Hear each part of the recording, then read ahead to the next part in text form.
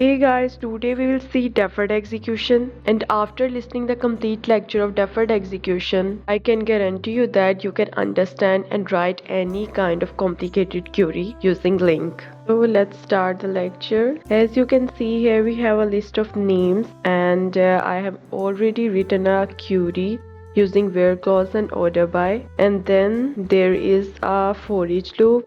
Now this query can't execute until or unless we perform any selection functions on it, like toList, first or default, first, count, or any. Now if I want to see either my query is executed or not, I'm going to push a new name in the list after building the query.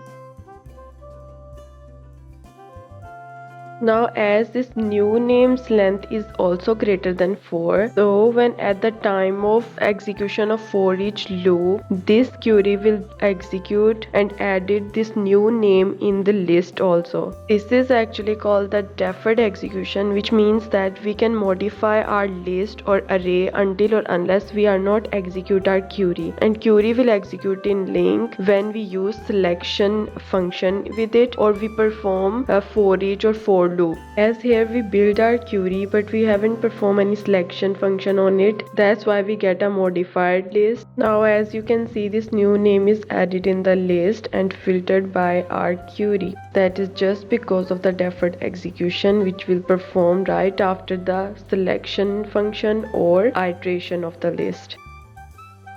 Now if I clear the list after the query and then execute it, as our list is clear before execution of the query, so it's showing nothing to us in for each loop, and this happened only because our list is empty before the execution of our query. Now if our query is dependent on the external variable, for example here I'm having a variable string postfix equal std.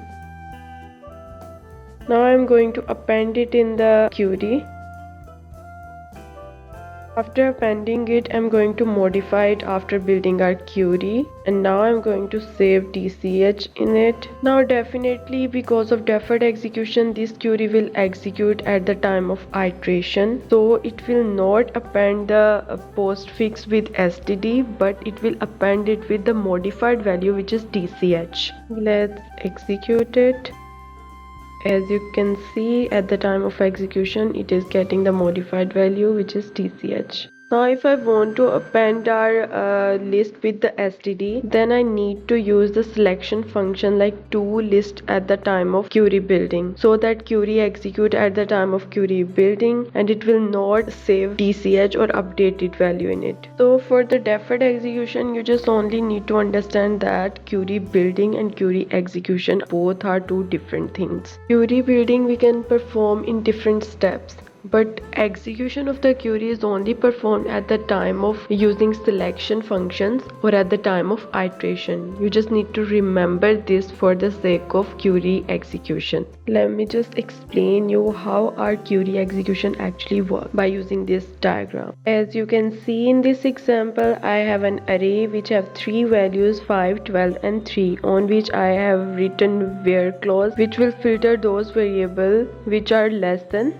10. Now when we perform a LINQ query on our list, then it will create container or decorator around the list. Now this decorator is not itself a data structure, but it will depend on the data structure or data on which we just perform it. Now here we have a where decorator in which we are filtering all the values of the list. If we execute for each loop and for loop, then it will not access the array directly, but it will hit where clause and then internally get all the values one by one. Now this was the case we discussed here. It was with one decorator. If we have chaining method, like have more than one LINQ functions, then it will have nested decorators according to the given order of LINQ functions. Now on this array I have first decorator is where decorator, but on this where decorator I have order by decorator, and on order by decorator I am implementing select decorator. When we execute the query, then this lambda expression expression compiled in such a way that first it will hit select decorator and then move forward towards order by, then where clause, and then hit array. Then one by one on array list it will perform functionality and then send data to us after filtering data from where clause, ordering the entire list from order by, and transform it in select and then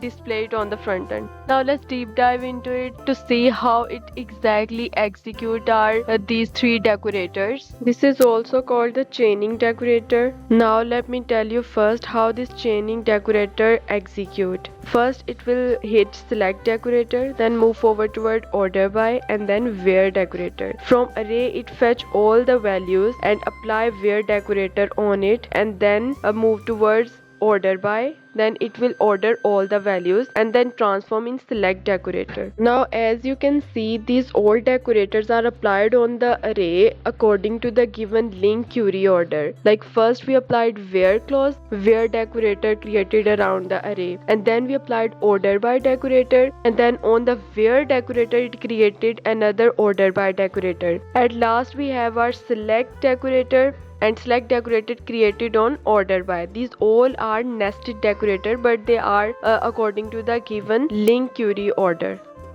Now this diagram will show you how these all decorators are executed actually. So when we execute this query, first value will hit to the select enumerator, then move forward towards order by enumerator, and then hit to where enumerator. Now where clause will get first element from the array and apply filter on it. After application of where clause, it will move forward toward order by, but order by clause needs all the values, so it will again hit to where clause. The where clause filter all the values like 5, 10 and 3. After filtering values, it will again move forward these all values to order by. So now this order by clause will sort these two values according to the given order. After the given order, it will move forward towards select enumerator. Now select enumerator transform these two values according to the given criteria. This is the way these all decorators execute.